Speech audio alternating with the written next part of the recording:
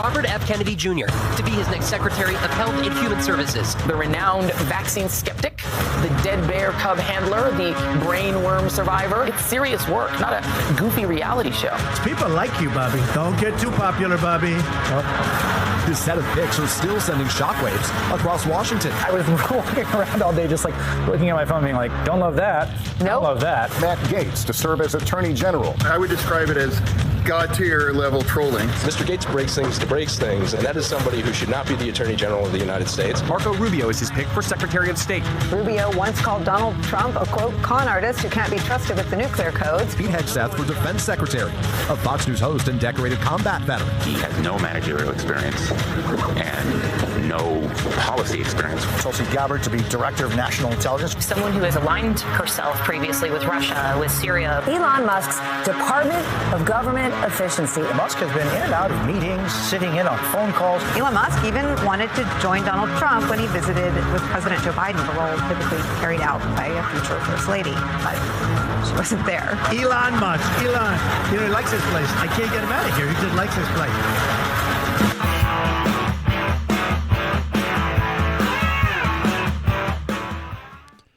What are they so afraid of?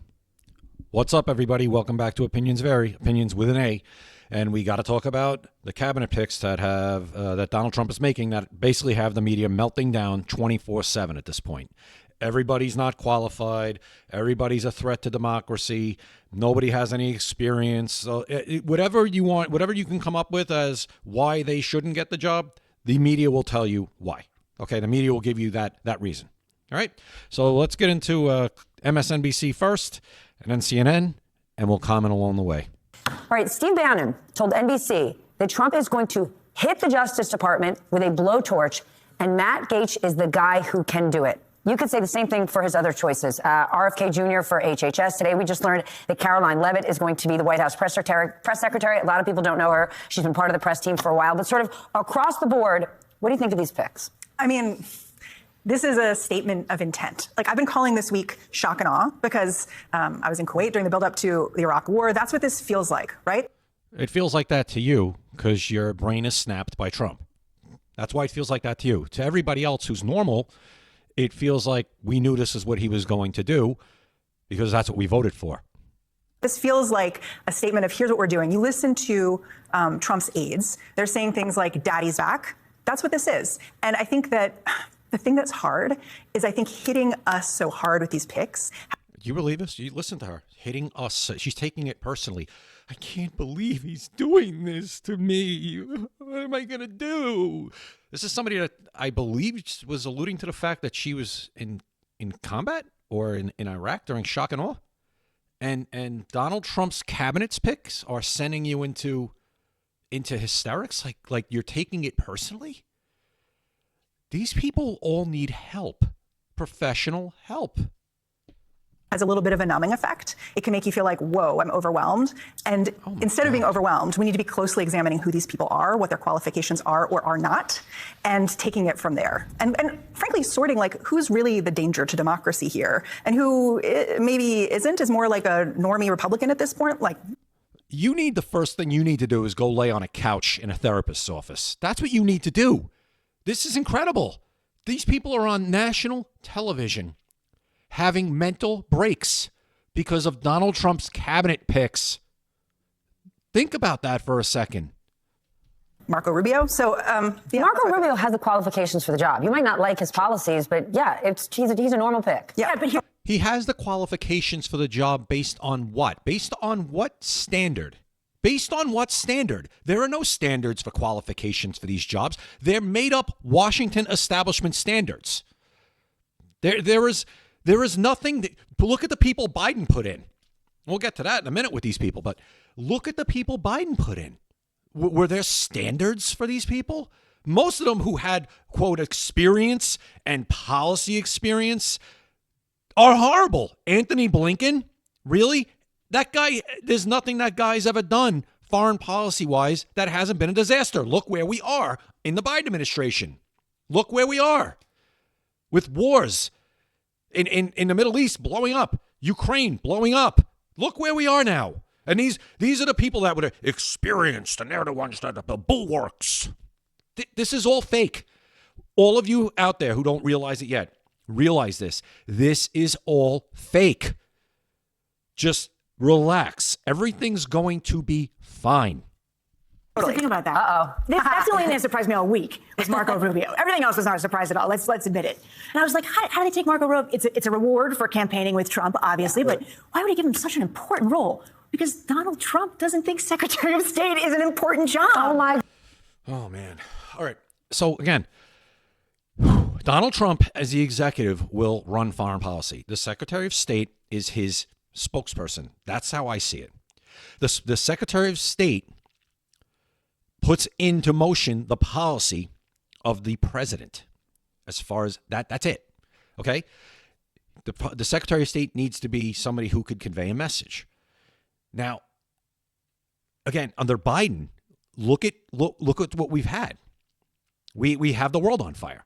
None of this discussed at this roundtable. We're just saying, Marco Rubio, Donald Trump doesn't think it's a serious job. Not delving into the fact of anywhere where we are right now as far as what our Secretary of State has done now, the current Secretary of State. None of that. It's just Marco Rubio is just not a serious pick, according to this woman, because Donald Trump doesn't think it's a serious job.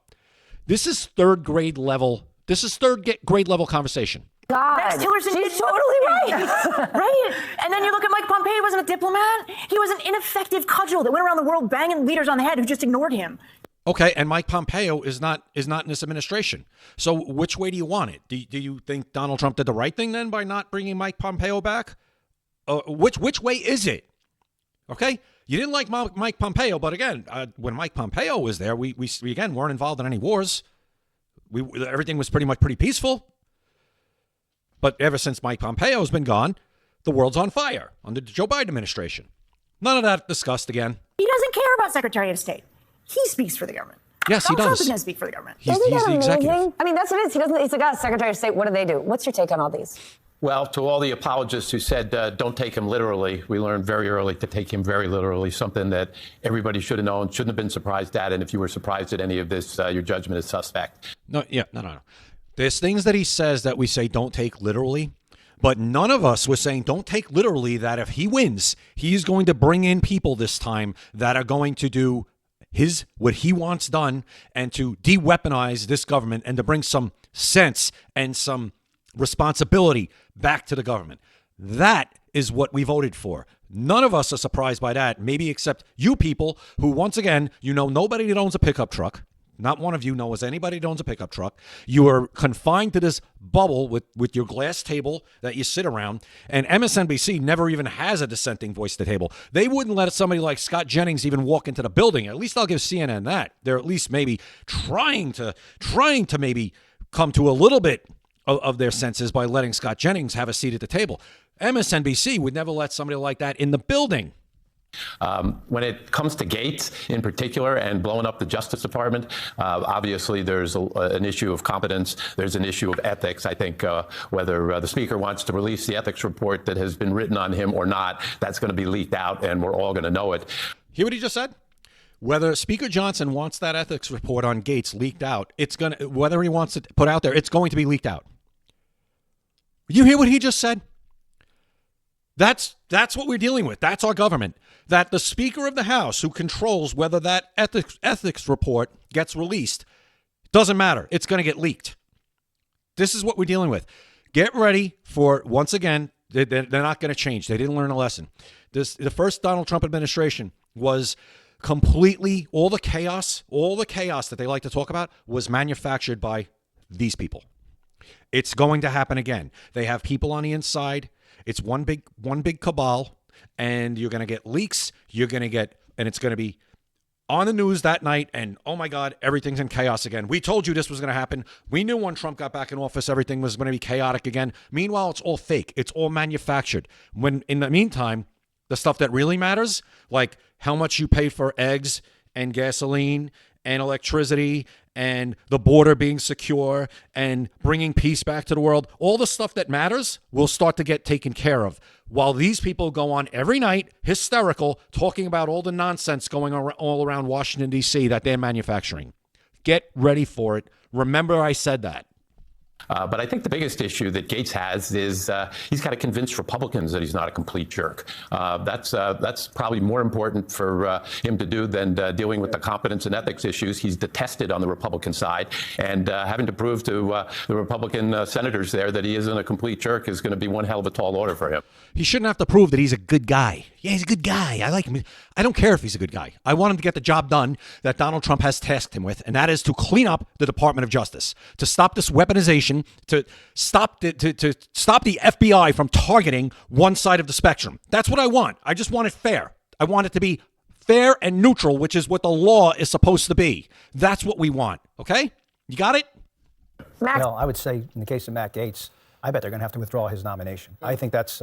This guy, Charlie Dent, just a little, sorry to pause it again, just a little information on Charlie Dent, if you don't know. Charlie Dent was a Republican congressman from Pennsylvania. He resigned his seat in 2018 because he hates Donald Trump, and they were going to primary him. Okay, Charlie Dent is a never-Trumper, okay? So let's just get that straight.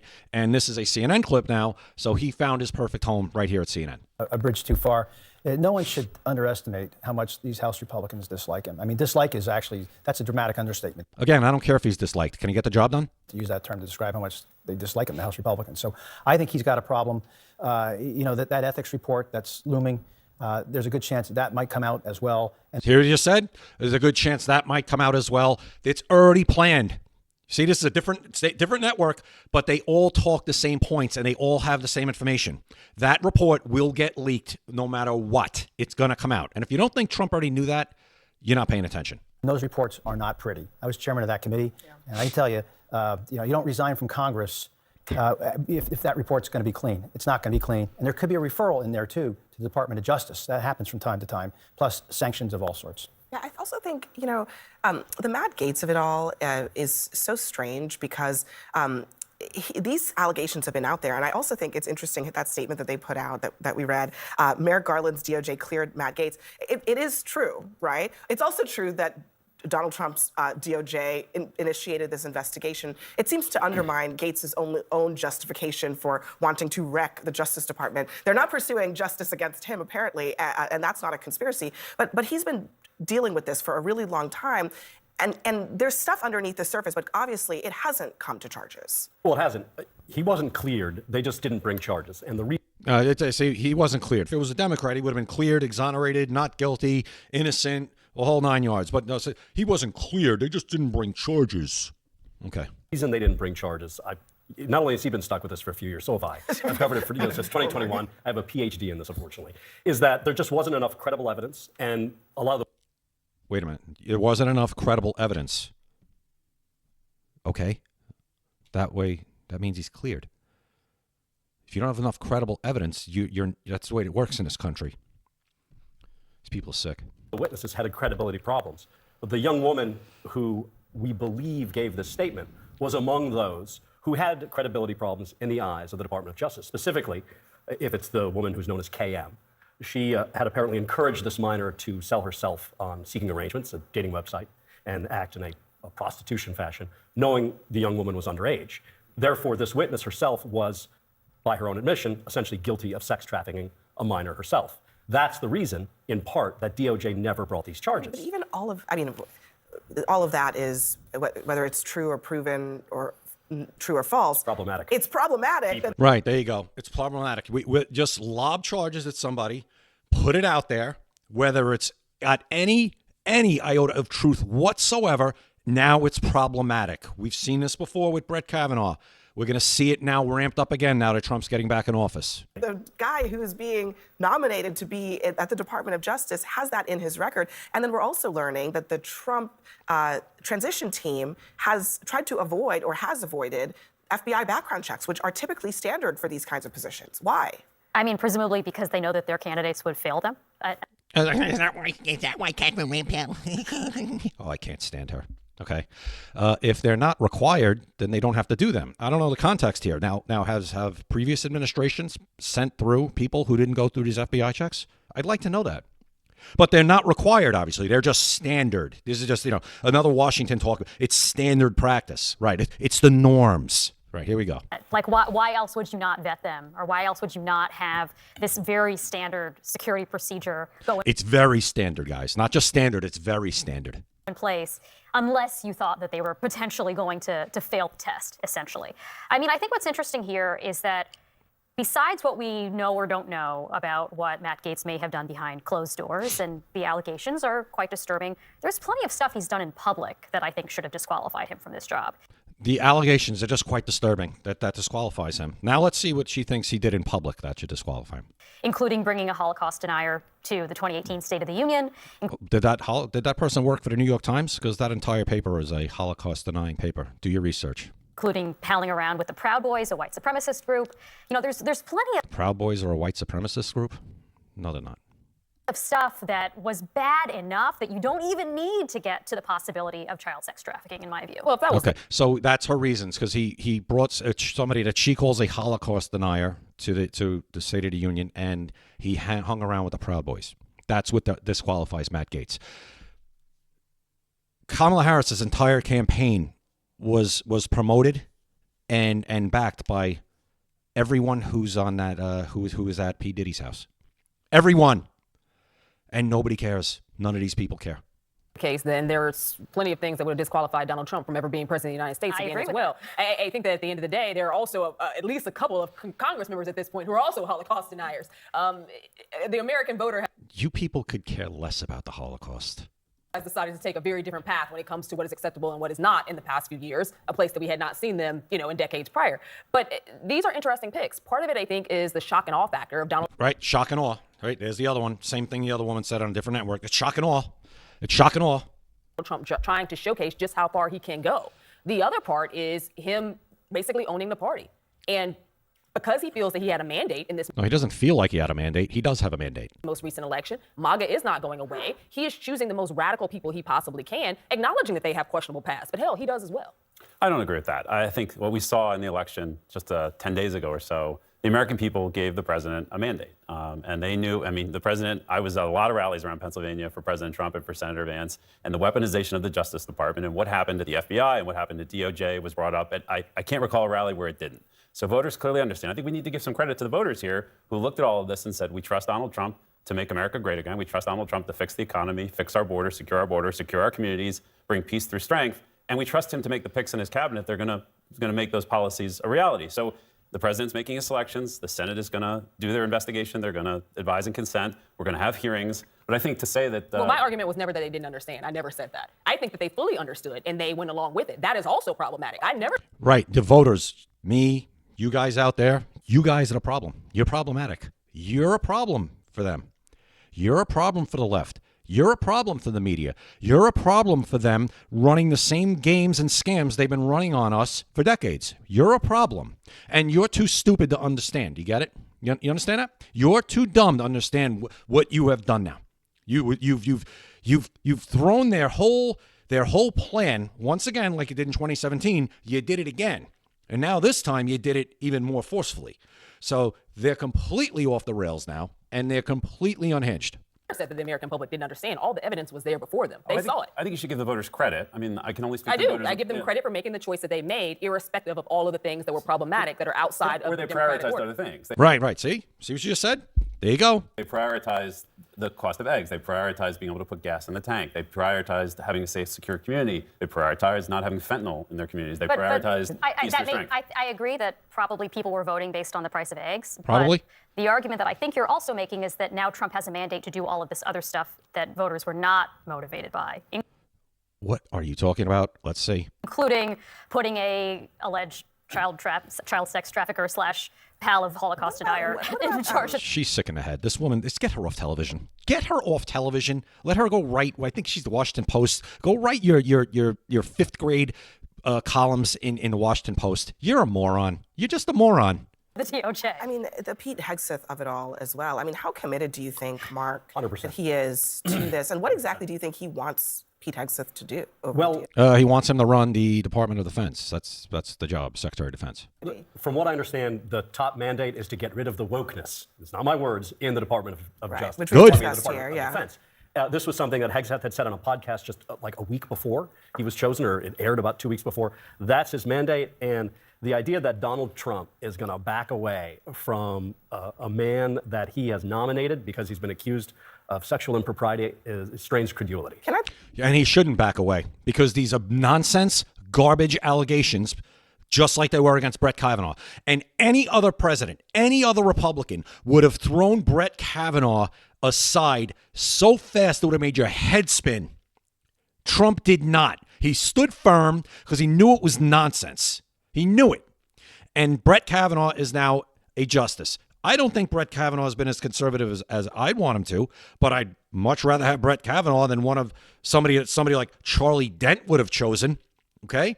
So, yes, you're right. Donald Trump's not just going to back off because of this nonsense. He's going to forge ahead and get these people through any way he can.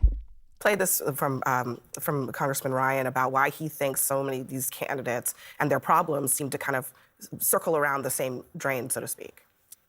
Because it's all planned. This is a pattern if we zoom out across all these nominees. You have Matt Gaetz. You have now Hegseth. You have the president-elect himself and a whole host of others with a long-standing... Bro, it's okay to blink. ...patterns of disrespect for women, in Trump's case, civil liability for these types of charges. So I don't know why anybody is surprised, frankly. That's, I think, something I wish I didn't have to say. Well, nobody's surprised. I'm not surprised. We know this is coming. It's the boy who cried Yahtzee, like what you did with Trump during the campaign. Now it's the boy who cried grapes now with this. Nobody's paying attention anymore. You've done this so many times that now most of the public, it's really a shame for people that actually are victims of these things, right? But and it's not right. But you people did this. You've made it that it's the boy who cried grapes. That's what you've done. That's what you've done. You've done this to yourselves. It is strange that, I mean, look, I got three guys at the table here. As far as I know, I don't think there are any allegations against you in this vein. No. Well, if they get nominated by Trump, there'll be allegations before you know it. Most people don't have allegations against them in this vein. How did we end up here? Well, I'm old enough to remember when these allegations smears against then Judge Kavanaugh, now Justice Kavanaugh, reared their head at the last minute, and the nation was riveted to these hearings. Judge Kavanaugh at the time, he stood firm. He looked the camera right in the eye. He pushed back against those allegations. He was confirmed. He's turned out to be a spectacular justice, an excellent justice of the United States Supreme Court. So these smears happen. I mean, there is a pattern. Right, as you just heard him saying to Brett Kavanaugh. And Donald Trump, as I said, is the only president that would have stood by his side. The only Republican that ever would have had the guts to face and stare that down and say, I am not backing off. These allegations are fake. We know they're fake. They're coming out of nowhere. The person that made them is not credible. And you have to prove these things. You can't just do this to people and ruin their lives. You have to stand up to this. Yes, there are victims. 100%, of course there are. But we can see the difference. Anybody with objectivity or common sense can tell the difference. 99% of the time, you could tell the difference between something that's manufactured and something real. And it's something real, throw the book. Throw the book. Bury them under the prison. But you can't just, because it's politics, we're lobbing these allegations at people. Enough is enough. Enough is enough. Why do all of a sudden now Pete Hegseth, the guy's been in the public eye for how long? Well, Matt Gaetz, I'm not saying Matt Gaetz is a great guy. I don't care. But they threw everything at him, and he's still standing. If they would have had him, he would not be there anymore. He would have been gone. So the hysteria over these people with these picks. Now we're getting into the grape allegations now. So here we go. The actual and grape allegations. There we go. You knew what was coming. They are hysterical. And like I said, the first thing I said in this video, what are they so afraid of? What are they so afraid of? If these people can't do the job, they'll be replaced. They deserve a chance to get the job. There's nothing that disqualifies them. Like I said, what are the job standards? What are the requirements for these cabinet positions? There are none. It's who the president wants to pick. Oh, he's picking loyalists. Yeah, he's picking people loyal to him that are going to push his agenda through. He made that very clear this time. He said, I learned a lot in my first term. I was told who to pick. This time, I'm picking who I want, who I think is going to put my agenda through. And that's what he's doing. So all the hysteria, block it out. If you voted for Trump, block it out. Just stay the course, and let's get this done. Let's get this done, and let's make America great again. I'll leave it at that. Well, let me see if Trump has anything to say, because let's see. And yes, together we will make America great again. Awesome. I didn't even know that one was going to come up. It's random, so perfect. It's meant to be. Anyway, guys, hope you enjoyed this one. Continue to follow me at Opinions Vary.